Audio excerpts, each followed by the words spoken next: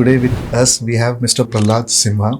So being a first-time entrepreneur, coming from a typical middle class, right? 2009 is when I started my first life sciences company. It was a genetics company. So tell me more about the company Chiranjiv. But if you see, even the best of the doctors, they always prescribe being slightly proactive.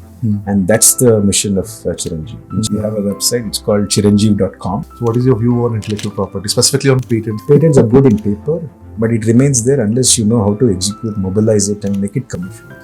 And that's where there's true value and has greater impact. What would be your one advice to the entrepreneurs? As I said, I think knowing who you are is very important, because understanding your circle of competence is very important.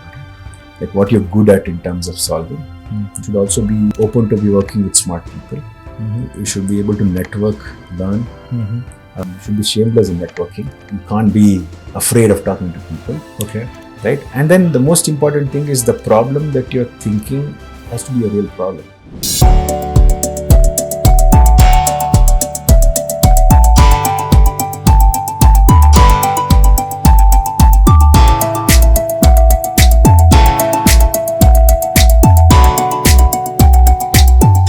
So welcome to another chapter of Built on Brains. Today with us we have Mr. Prahalad Simha, who is a serial entrepreneur and who has worked in manufacturing, genetic engineering, and who has several years of experience from which we can learn a lot and get inspired too.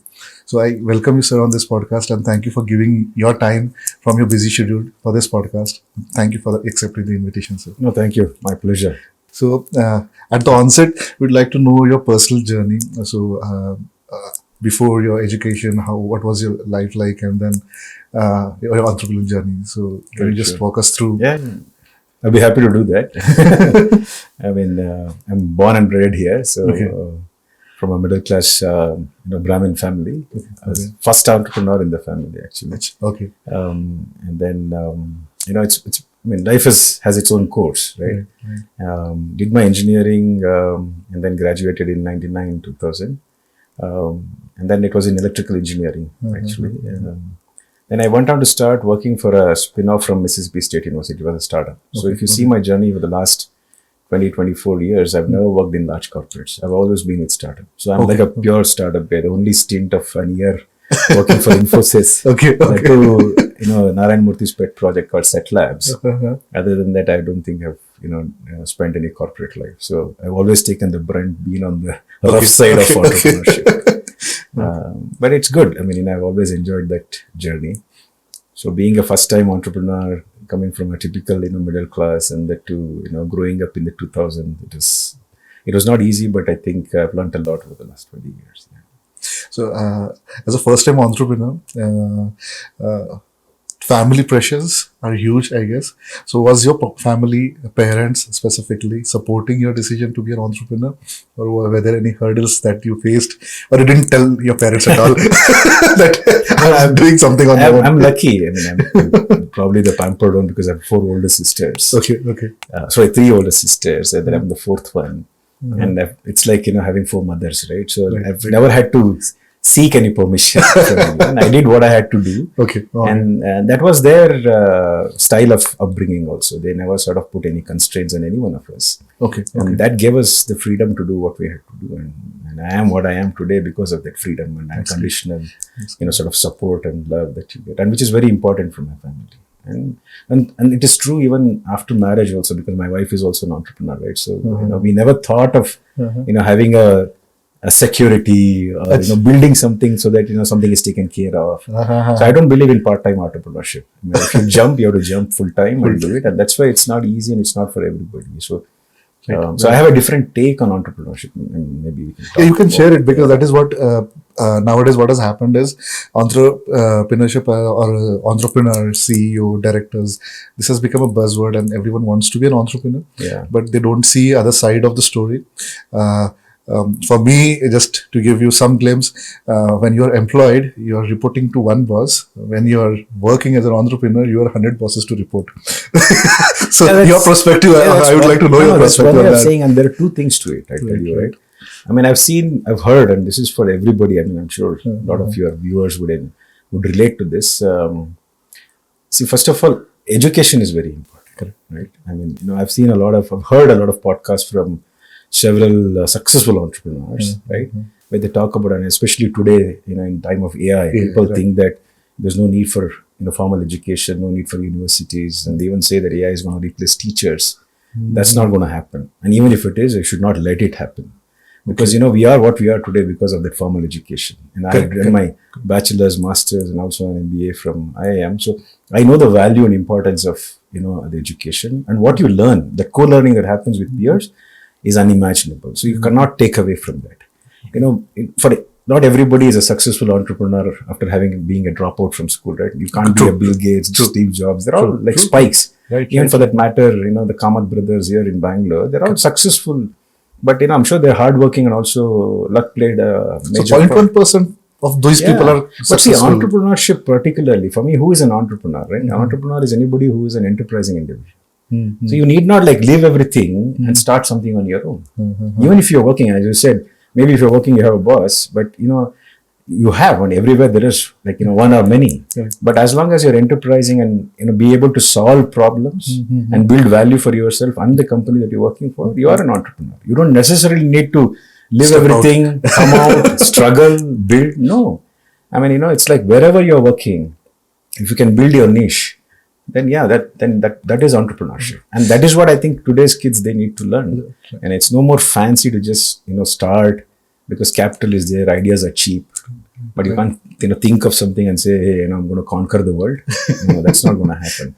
This is a very hard job. I mean, it's a proper 24 hours profession, so you got to be ready for it. If you are not, then whatever that you're doing, be good in that. And as an enterprising individual, you will do enough and more for anybody. Right. So what are the biggest challenge that you faced as an entrepreneur, actually, that redefined again your journey? See, everything is a challenge. I mean, and there's no opportunity also. There's no challenge. But I think how quickly you adapt to it, that makes a lot of difference. Initially, when I started, and it was completely outside of my comfort zone. Right, 2009 is when I started my first life sciences company. It was a genetics company. It was more like, we started as a software company solving large data problems, because my master's is in high performance computing, which I did from School of Natural Science and Mathematics from University of Alabama. So I always played with large data sets, and I was not afraid of working with unstructured large data. And 2009, when I started, I could have started in any domain for that matter, right? But I chose biology because I knew that there was enough and more to be done. But little I knew that what are the challenges that I would encounter, be it as simple as finding the right talent, right? And making sure that, okay, even if it is, Bangalore is the place, and if so, who are the customers? Will they pay for it? Is the problem real or just perceived? So every step is a challenge, and you will learn as you go through. And that's where education comes into play. Like if you're educated, if you know, then you will solve with first principles. You will break down that problem into smaller parts, right? And this is what engineering taught me. But if you ask me, why did you do your MBA? I think that gave me more structure and rigor in terms of how do you connect technology and business to build a successful venture. Right? I mean, as I said, for every spike, there are a million people like me who need this kind of formal, education experience to build and make something successful. And success is defined, it's very relative. But I'm saying without this, layers and pillars, you can't be. And then you need to be open to challenges and learn on the fly. And that's what is a big skill for an entrepreneur. Right. So, is it hard or difficult, entrepreneurship? Or it's again comparative? It depends. If you don't, I enjoy doing it, so it's not hard. right. But if you ask my wife, I don't know what she will say. Right. So I love what I do. So I can't say it is hard. But if somebody asks me saying that I want to be an entrepreneur, I want to start up, I will ask hard questions to them. Because not that, I want to discourage somebody from being an entrepreneur, but I just want to I just want them to think before they make that decision, because it is theirs. And it's not like grass is on the other side is always green. Always green, right? So you don't know until you go there. Right. So I can only inspire with my stories. I usually avoid advising and giving, so-called gnan. But, as long as I can inspire from my life and story, and if they get inspired, I said, don't do this. Still don't. I know what you should not do. And I'll not be able to advise them. So you mentioned that if anyone is asking for entrepreneurship, you ask them questions. Any one questions you want to just See, tell the us? the biggest question that one should ask is, why do you want to do it? Right? They should have a clear, idea behind why they're doing what they do. And it can be anything, And you should also know what's your core competence. See, and that's again dependable, because for me, my core competence is solving problems, right? Because I've moved from electrical engineering to, say, computer science, and then of course my companies that I've built is all in either life sciences or in manufacturing. So you can always question saying that, your core competence is not like medicine, but still you're doing in genetics. But my core competence is problem solving. Problem solving. So problem can be anything. Yeah. So as long as you know how to attack a problem, you can, the famous thing of divide and conquer, in the sense you can split the problems into smaller parts, be able to look at it. So I'm a great reductionist in that approach, right? I don't see problems in a whole. Okay. Anything for that matter. So as long as you can reduce it, build a model around it, and be able to find a solution, it's good. So first time entrepreneurs need to look at that way, right? Okay. You might have a good, education, which is very important. Then you should know whether the problem that you're solving is not perceived and it is real. Like, I think 5 or 10 times that I speak to some startup entrepreneurs, they think that, okay, this could be the problem. I will go and solve it. Yeah. People don't know, because everybody wants to be Steve Jobs, right? When he launched iPod or iPhone, he said, customers don't know what they want. I will give them. But that is just one guy, right? I can't say that, okay, you don't, customers don't know. The customers are very smart today. Right. So you got to solve real problems. And those are the questions that I ask, what is the, I don't get into the cliche things of show me the numbers, what's your valuation, where do you want to go? But if they have that team, usually a team, like if you want to, they say, like if you want to walk fast, walk alone, walk far, then walk together. So if you don't have a team, and if you're not a learner, if you don't see the problem in its eye, then I have a doubt. And these are the questions that I usually talk and discuss with entrepreneurs, and that will help them to crystallize their whole idea. Right. So, do you also invest in the startups? I do in my own personal capacity. Okay. Because these questions are very unique when you see. I take small bets. I invest in areas that I understand where I can contribute. So I do that. So I also read that you have wrote in the software in 2000. So what was that exactly? You written the entire code of software. No, but the first job was in, it's called high performance computing area. It was distributed computing. Like how do you make multiple disparate computers talk to each other? So I was part of 5-member team. So we were a founding team, which was a spin-off from Mississippi State University. Very, very new again, right? And these systems are built to solve some complex data problems. Like anything that is compute intensive, data intensive, is very unique to use. And I was fortunate to be working with them. And that's another thing, right? If you can surround yourselves with smart people, you will automatically, your IQ will start going up, because you will behave like them. And that's very important. And you should also be okay and not afraid of being not the smartest guy in the room. Right? And so that's where I think all the learnings will come. And I was fortunate not only to learn how to code, but also, I still remember my first boss. He was very supportive. He even told me, saying that I had a unique skill of presenting and talking to customers. And so he encouraged me to go out, meet customers and do sales. So and these are the things that will actually give you in these initial formative years, right? So when I started my own, then I knew, I can code. I have this, ability to solve problems. I'm a big picture guy, so I know where to go. So that's more like long-term strategy, right? But I also have an eye on small, what are the small milestones that you need to reach. So these strengths, if you are aware, then you can stitch and see if you can build something together. So that's great. As you mentioned, you are a problem solver. The problems can be anywhere actually. But not only solving the problem is important, but also making a sales. So how do you see sales as an important pillar of any business? Sales and marketing specifically. So that's what we, if you ask me, my whole management, course was around stitching all these things together, right? You can, I think Indians are very good at probably sales. We are all born salesmen. We keep selling at home also, right? You got to sell something to your parents, your kids, and your wife. So that way we have this innate characteristic of being a good salesman. But again, it's very, so these are all different pillars, like being very strategic in your business, operations, human resources, finance, marketing, sales, and everything is very, very important. So marketing is all about, building the communication with your customer or prospective customer. Sales is more transactional in nature. How do you close it?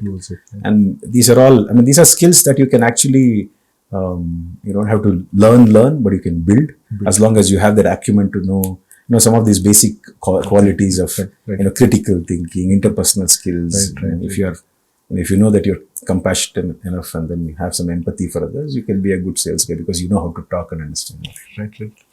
This is very important, empathic and compassionate about other today person. It's more important than ever. So you need to be compassionate and empathetic. Otherwise, you don't know. Now you can't manage people, then you can't get anything done from them. Right. So how important is to select good people for a small company, and was that a challenge for your company? Yeah, absolutely. That's like a critical point, right? That's in your critical path. If you don't have good people, then you're only one and you can't build anything. And for me, I've always been fortunate enough to get good people, and that's also because I invest a lot in terms of my networking. I meet people, I talk, I go to various places. Back then I used to visit a lot of universities. I used to sit and talk with professors and students. So I knew where to sort of get great talent. But of course, because of that connection and networking, it's also easy to meet good people. But yeah, absolutely critical to have a great team. And today, especially in the current venture that we are doing, Chiranjiv, which is, it's a very big vision. We're very audacious in terms of what we want to do. There again, it's happening as we are talking. Is only because of the team, right? My co-founders, Hemant and Ashish, both are from IIT, and then one from IIM Calcutta, other from Wharton. And they're serial entrepreneurs. They build businesses, hundreds of $1 million worth of businesses that they are running. It's not valuation, it's real revenue. So there's a lot of difference between that, right? And so this is the team. And then there is another level of core team, again from reputed institutes like IITs and IIMs, and they bring, a different perspective on anything, because our team is small, core, and we question each other all the time. Opinions are sort of sought, but also debated, discussed. So, but all with an end goal and a vision in mind, right? And that's why team is very important, and team with diverse skills is very important, right? Two people with the same skill set, it's not tricky. Yeah, it won't add value, right? So you need to have diverse skills. Complementary. Okay. Yeah. That's great. So networking, this is a new way of recruiting. I learned from you. Networking also can help in recruitment. That's great. So tell me more about the company Chiranjiv. So what exactly it is, and being a software guy or engineer, how you went into biotech altogether. So the transformation is drastic, I can say. You well said that you can solve any problem, but why this problem again? Because it's looking at her eye, in the eye. It's very grave today, right? If you see, India is big on demographic dividend, right? People talk about a lot in terms of, we're a very young nation, of course, but are we a healthy nation is the question. Right? You can go back and think for yourselves, right? And I don't know. My answer is maybe we are not. And today's advantage can become tomorrow's risk, and especially with demographic dividend. If you see, the numbers and statistics are pretty alarming in terms of the onset of heart attacks in India is 10 years earlier as compared to Europeans. So what happens for a 63-year-old in Europe or a Caucasian can happen 53-year in India. So India is probably the most diverse nation in terms of genetic pool. But we are abysmally underrepresented when it comes to genomic research outside. We are not even represented. We don't even, no research happens on Indian genomes because there's no data, right? So in Chiranjiv, we want to flip that completely. Our vision is big. We want to sequence every Indian possible. When I say sequence, we want to understand the genetic code of every Indian possible. Why? Because that's human biology. If I understand your biology, then I will be able to tell you exactly what you're made of and how you can take care of yourself much better. Today we are, it's more or less whatever we're doing is working. But if you see, even the best of the doctors, they always prescribe being slightly proactive. And that's the mission of Chiranjiv. In Chiranjiv, we want to convert the reactive healthcare to be more proactive. And we are doing it not just with one layer. I mean, today we all do what? Only after an onset. I mean, you get a symptom, right? I have a headache, body ache, maybe, my left hand is paining. And thanks to Google, we're all doctors. Thanks to AI, we're all experts, specialists. So we don't go there, right? We just Google, we upload a report and say, hey, okay, this is it. Yeah. And I see people talking about it, right? I mean, you don't need to, when Dr. Devi Shetty says that you got to do ABC, there are people who say, no, it's not required. So that's the world we live in. And while we are ready to invest in everything else, we want our family to be happy. We protect them with insurance covers. We invest in mutual funds. We plan for our travel. But when it comes to health, we say, dekha jayega yaar. It's okay. We will see when it happens. And when it happens really bad. Why? When you do your mutual fund with systematic investment plan, why can't you invest in your own self, so that you can take care of others? Right. Even you can have crores of rupees when you're 50 or 60, but what if you don't have health? Right. And that's exactly what we are talking about. Demographic dividend is an advantage today. 10 years from now, it can be a risk if India doesn't build health dividend. Okay. And that's what Chiranjiv is doing. We want to build India's genomic data pool that can be represented worldwide. When you have DPI, UPI, why not have a genome asset? Right? And Swasth Bharat is important, but it is important only when people are proactive. Right. And we are encouraging them to do it, while we are building this venture. Okay. With a small example, can you elaborate more? Because this was more technical. Yeah. So how exactly this could help me as a person? Sure. And that's a good question, right? So today, for example, you get your blood test done, right? You have these biomarkers, pretty much. It's like lipid profile or a complete blood count, thyroid, etc., etc. These are all single data points that tell you what is already happened. Right. It's most like post-mortem. Correct. You go and you say, "Arey, chalo, theek hai, my HbA1c high hai, ho gaya. Abhi. You're either diabetic or not." Something like that. And so then the doctor might say, and this is called companion diagnostics, right? He'll say, go get a CT done, or some X-ray done, some imaging done, because that's more structural. Then he'll be able to correlate. But these are all things that after an onset, you need to be prepared because something has already happened for you. Right. But if I tell you, much before time, that this is what you're predisposed to, or there is a switch that can turn on if you don't take care, right? And how do you take care is by changing your lifestyle.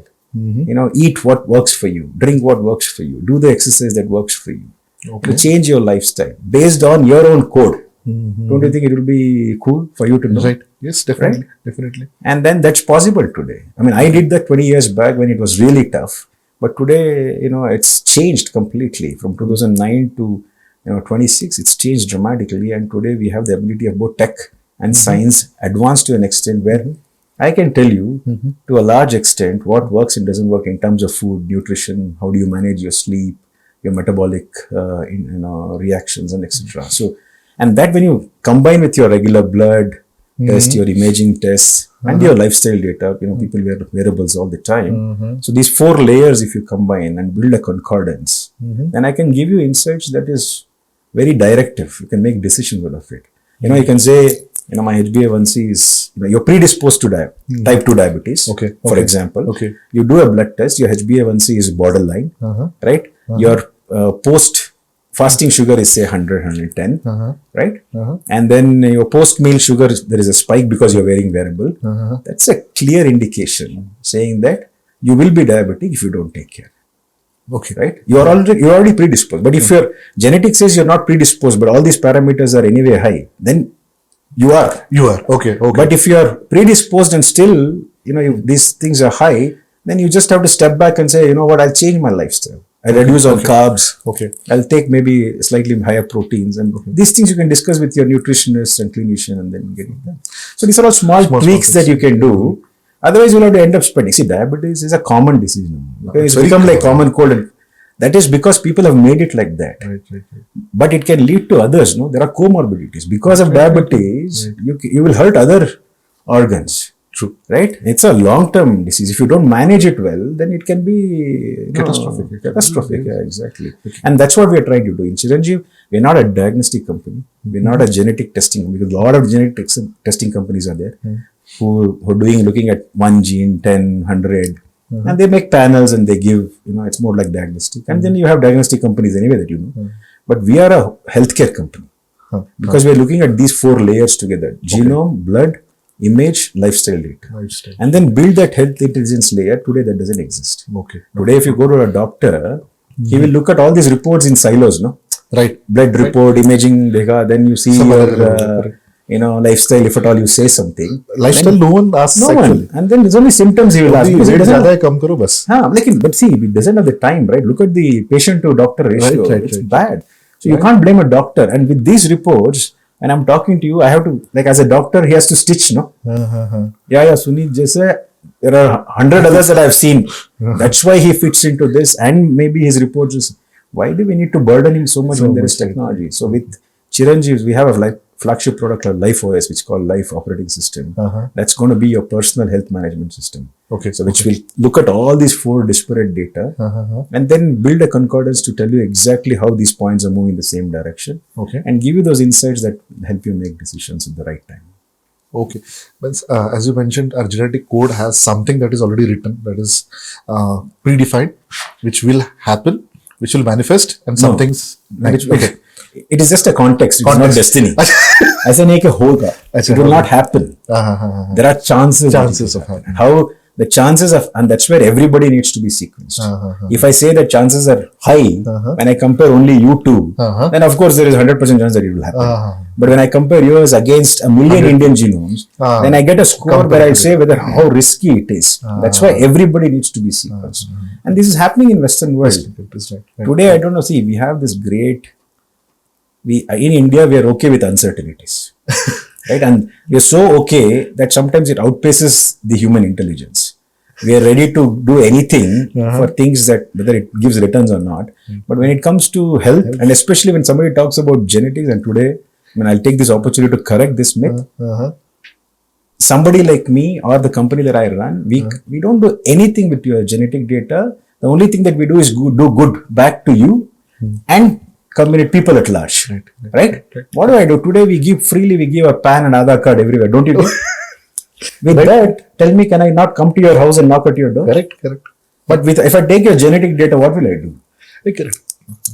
There is nothing that can be tangibly and if I remove all your information, name, like your name, age, sex, and whatever that is, what can I do? I can only look at this biology and do good for some people who are actually suffering with a particular disease and work with research to come up with drugs that actually make sense to them. So this whole thing that we're doing is a revolution. So that's why we're encouraging people to come, register, and do good, right? For themselves and for the community at large and the society at large. Right. So you are also offering free genetic testing on your website. So what exactly it is and how an individual can benefit out of that tests actually? See, it's free for now, right? Because we want to create this and we want to encourage people to come. And if you don't know something, it's always difficult to put your money into that, right? So what we are doing is, and if you know that diffusion of innovation curve, there's always some innovators, right, who don't mind standing in the queue at 4 o'clock to buy an iPhone. And then there is early adopters and early majority. And some people will never come in that curve. But what we are doing is we are encouraging these innovators and early adopters to come and work with us. And for them, we don't want to charge. So whoever comes early, and in that cohort, we want to work so that we build that basic pool and tell them the insights that we give. As I said, these insights are things that matter to them on a day-to-day basis. I'll tell you exactly about your fitness, your diet, nutrition, metabolism, everything. Today, if you take your blood test and you have to work with a top nutritionist, maybe who consults for celebrities, then you spend lakhs of rupees, and then whether you use or not, you don't know because it's a PDF report. Correct? And then you keep it at home. You tell your wife to prepare something, or your wife tells you to do something. It will never happen. What we are doing is we'll give you that nudge, right? So we'll look at all these 4 layers, look at your genetics, give you everything ready for you to consume. You may not choose to go and talk to, but there is enough information with you. And with that, you can tailor make, working with your nutrition, a one-time plan and then start following it. So basically, this will give me a report which I can use it to optimize my nutrition. Metabolism, nutrition, fitness, sleep, stress, everything, plus your diseases. Your diseases as well. Like we'll give you the predisposition. People are scared, right? If I tell you you're predisposed to, see, I am predisposed to certain conditions and my hemoglobin is very high. That's genetic actually, which is good because I can be a endurance athlete. Okay. Yeah, if I knew when I was 15, probably I would be sitting here talking about podcasts saying that I just ran with whoever it was, right? Usain Bolt, Carlos, whoever. But my parents didn't know. They didn't know there was no genetics. Okay. But I am a endurance athlete as per my genetic makeup. Okay. I could have been a fantastic sports person, right? But I'm not. I'm not regretting. But what I'm saying is, if you can do that early, then you can actually change a whole lot of things. You don't need to be a professional athlete, but you know what kind of exercises that you need to do that works for you. Okay. And we keep seeing, right? Take in your own case, maybe something works for her, something doesn't. Correct. Then yoga works for you, maybe Pilates works for her. Why? Because we figure it out on our own over a period of time. Right. But when you do your own genomes, when you understand your genomes or get it sequenced is more like a technical word. Sequencing is nothing but understanding your DNA, that code. That's it. It's just a good term. And then, but understanding your genetics, then you can actually tailor make that works for you, because everything has to be personalized today. Correct. Your iPhone covers have to be personalized. Your wardrobe needs to be personalized. Correct. Then why not your health? Right. And that's what Chiranjiv is all about. We are on this audacious mission where we want to make things change the way healthcare is done today. That's great, actually. So, at what is the earliest age where parents can do their genome testings for their children? Because as you mentioned, you missed your physical ability to be an athlete was missed. Yeah. So, if at all anyone is watching this podcast and they want their kids to be tested for the genetic code, what is the earliest age, or it changes over the years? No. The expressions might change. I'm not a scientist to say that, but genes, pretty much the code is there. It doesn't change a whole lot. It tells you who you are. As I said, it's a context, not a destiny. But there is people in the US do newborn genetics also. Okay. Right? Okay. In US. Okay. In India, even like an grown-up adult, when I say genetics, the first question that he asks is, what will you do with my data? The same guy, if I give you a PAN number, he'll give. But the genetics is, what will you do? Right? So it's like it's a tough discussion to have. So in the US, know what it is. Yeah. So that's lack of awareness, and that's another thing that we need to educate people in terms of we're not going to do anything other than doing good, and that's another problem, no? Right. You look too good to be true, and I say I only want to do good. Right? There is something in it. Too good is also not good, especially in our context, which we need to change. And it will happen, I think, over a period. We're not a fly by night operator. We want to hear for a decade and change India's healthcare forever. So which we will do it over the next 10 years. But today, as I said, people in the US do newborn genetics. There's no certain age that you need to, depending on your need, you can do it. Some great cardiologists in India, they advise people to do it. Regular testing, like lipid profile at the age of 18. So not many parents do the regular blood test also. No? Correct. 18, 19, why? He's like good. He's doing good, he's eating well, so why do? So, but there are cardiologists who say that please do a lipid profile, please do a CT angio. They say that even at 18, 19. Okay. So, you can do your genetics as long as there is good consent from the parent. Okay. We will sequence even if you are a 15, 16 or 18-year-old. But it needs to be well informed, and it has a decision that the family should make. Okay.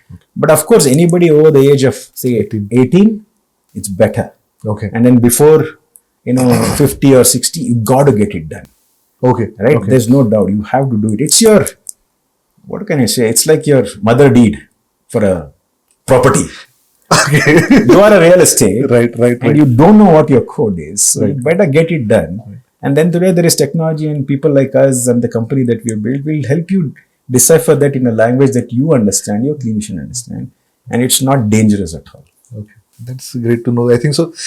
If someone is listening, definitely they will be interested in doing their DNA sequencing with you. If at all anyone is interested, how they can approach you, because you have given free opportunity right now. Yeah. Maybe that will become paid. So if anyone wants to encash immediately, so what is 1, 2, 3 steps that you would recommend to approach? It will eventually be subscription based. We have multiple tiers that we will offer, but it's not going to be very, very expensive. It will be in a place where we know that everything can afford, because it has to be democratized also, because healthcare is for all. Correct. Right? And that's why we want to partner with large hospitals, even government institutes, because this is not just one man's drive. Correct. And this is a dream for India, as I said. Because if you ask what's the vision of Chiranjiv, we want to sequence 1.4 billion people. And this is not small. No? This is a tall order. It's population scale. Nobody is thinking about it.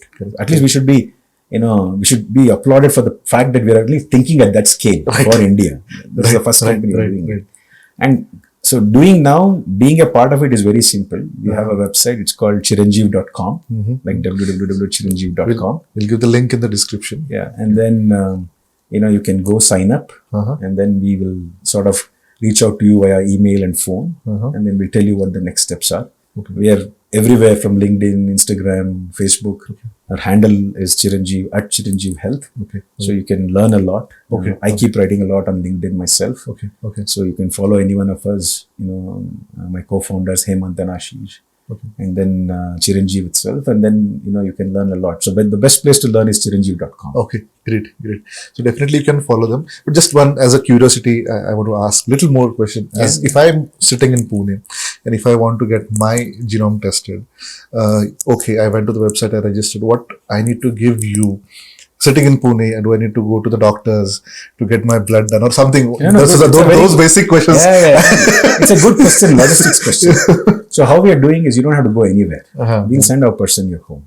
Okay. So you can go, once you sign up, there's an onboarding process. The only thing we request people is, today people don't have their medical records, right? So we're telling them don't throw it.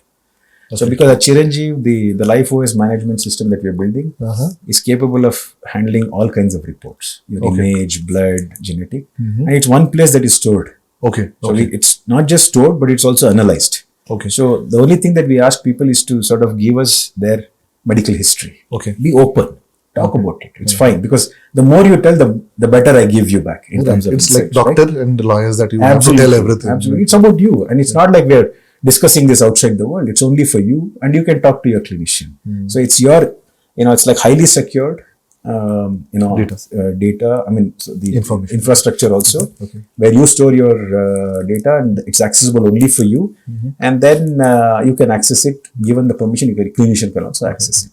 So today, sitting at home, you can order, you sign up. It's as simple as that, from your mobile or pad. Okay. And then our phlebotomist will come home, draw the blood, right? Regular blood test that you do. Right. And then he goes away. That's it. Then you get a intimation in terms of how the sequence of operations are. You can use our Life OS system to know where you stand in terms of sequencing. Today, the whole genome sequencing takes about 3 to 4 weeks. So that's a time. And once it is done, and we also do, in the meantime, we do your regular blood test, imaging and everything, and we'll give you a final report that is uploaded to your system. Okay.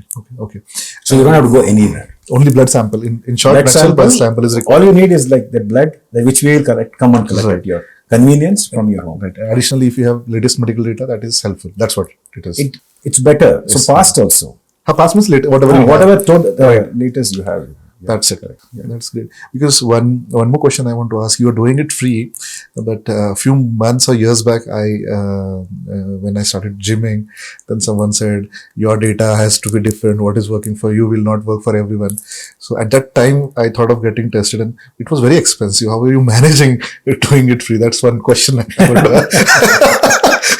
So when you have this tall vision built for yourself, and you've got to mobilize it, right? So, we are fortunate to have, co-founders, we have all come together to sort of invest in this vision. And then, of course, we will, raise the required capital that is required to do it. And as I said, this is only for the select cohort, because we want those early adopters. Right.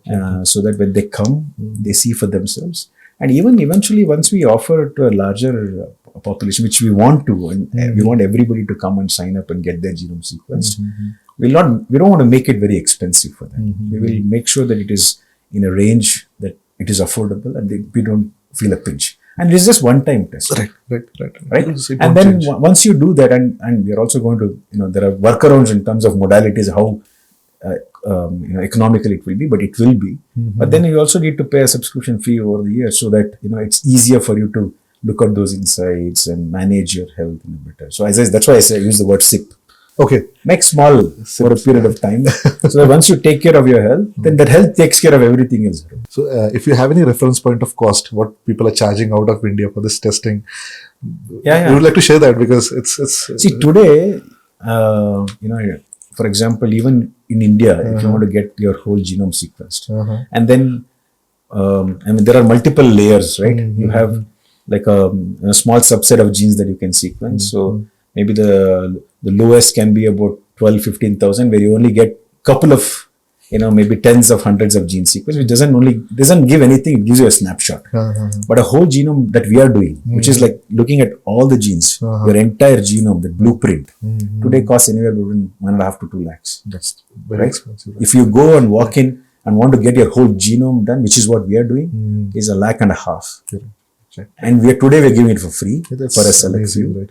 And then eventually it will also be subsidized to the extent that everybody can.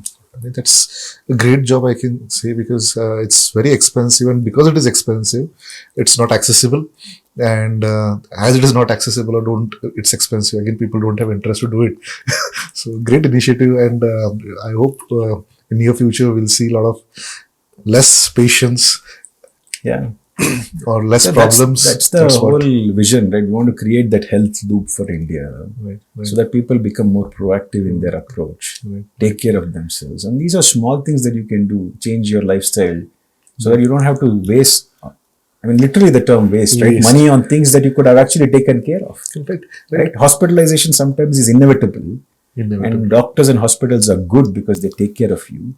But you will always feel that you could have done. I mean, even as I said, there are a lot of doctors who advise, you don't have to just come, right? Take care of yourself and come only when there is the case that is very severe or serious, right? Otherwise, you can always manage. I mean, I don't see any doctor. I have a lot of doctor friends. None of them wish for saying that, people should come. Right. Nobody, right? It's don't want people to be sick. Nobody wants people to be sick. It's just that people have to take that onus on ourselves and say, I want to be healthy. How? Because I will understand my biology better, and that understanding comes from my genetics. I will do my sequencing. These are the things that people have to do. It is driven by them. You can't blame others for saying that you can do what. So for such a great job, is there any government support that government is extending for this? Because 1.4 billion is a huge number to cover, and time.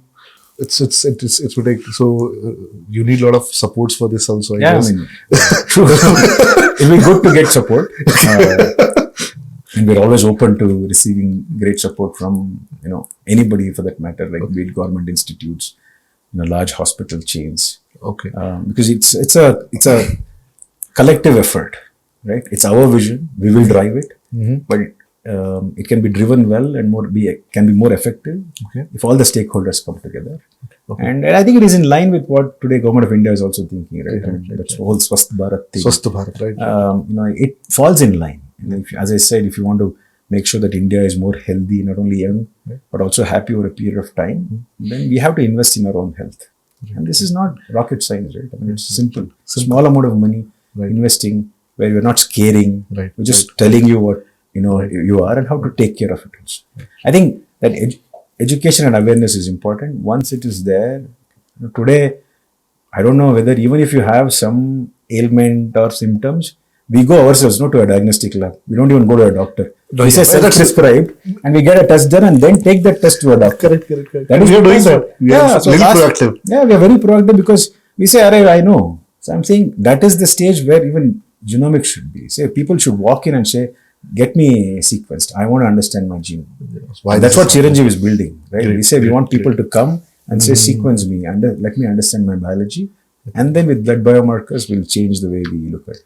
That's a great vision to see Swasth Bharat in coming few years. When it comes to innovation or bringing something to the market, as we are from intellectual property, specifically patents, trademarks, and copyrights, how do you see, in general, these properties impacting business? Do they help in scaling up? So what is your view on intellectual property, specifically on patents, as you're into genomes, which is very high tech? See, I have 2 patents in my name. Okay. And for me, patents by virtue has no value unless you give them the wheels of commercialization, right? So patents are good in paper, but it remains there unless you know how to execute, mobilize it, and make it commercialized. And that's where there's true value and has greater impact. So while patents are good, but I am not a great proponent of it. I mean, that will not build a moat for your business unless you know how to commercialize it. Okay. But IPR is very essential. That intellectual property rights, you should not only respect but also follow. Because anything and everything is intellectual property, right? I mean, content for that matter. And, whatever that you do, as long as you don't infringe and copy, that's fine. Right. And so if you can respect and adhere to that, so respecting IPR is very, very important. Patents is more like, if it actually really gives you a sort of an unfair advantage or a moat to your business, please go ahead and spend money on that. Like large pharmaceuticals require that, right? Because they spend billions of dollars and a lot of years, and that's their moat, right? They get that patenting period also. Right. It's not like forever. I think it's 12 years or 14 years. 20 years. Yeah, something like that.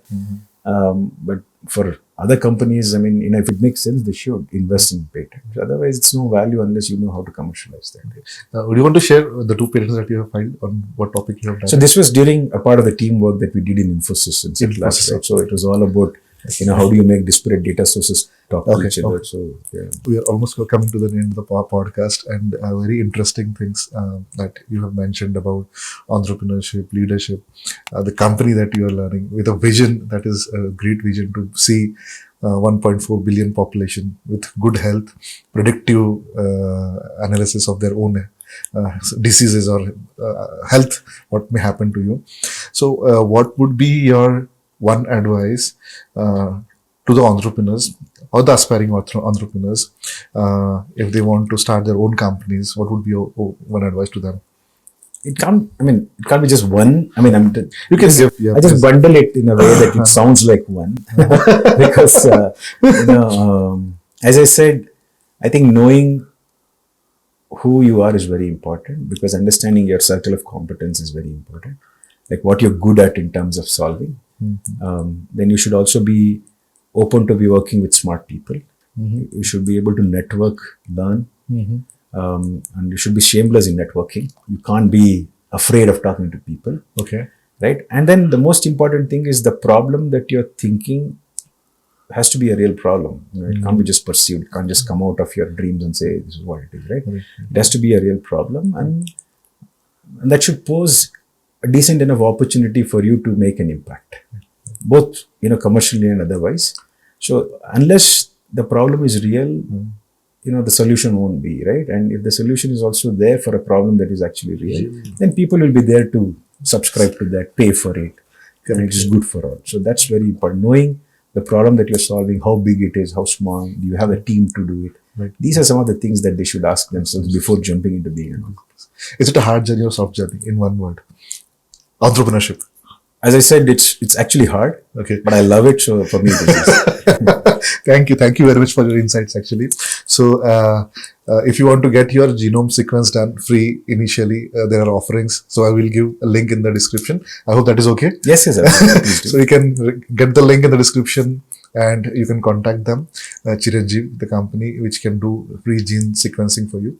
And thank you very much for giving your time and sharing your inspirational thoughts and advising people on entrepreneurship. Thank you very much. Thank you. Yeah. Thank you again for both of you for giving me this opportunity. I think as a closing remark for everybody that who are watching, especially for, on behalf of Chiranjiv, what I want to say is we're on the path of changing how India does health today. And Chiranjiv, the vision is to ensure that we change healthcare to be more proactive, more personalized, and more meaningful for people. So with that effort, I think we encourage people to come and register and work with us. Yeah. That's great, sir. That's great. And I hope genome sequence checked very soon. Yeah. Thank you very much. Right. Thank you. Yes. And this video is sponsored by Brainiac IP Solutions, which is an intellectual property firm expert in building intellectual property strategies for MSMEs, startups, MNCs, and academics. So thank you for watching this podcast. If you like this podcast, please don't forget to like, share, and subscribe to our channel, and also spread the knowledge that you are getting with the relevant fraternity. Also, if you want to learn something, or if you want me to invite any expert, just write in the comment box. I will try my level best to invite those experts on this podcast also. Keep investing, keep inventing, and keep earning tremendously. Thank you very much.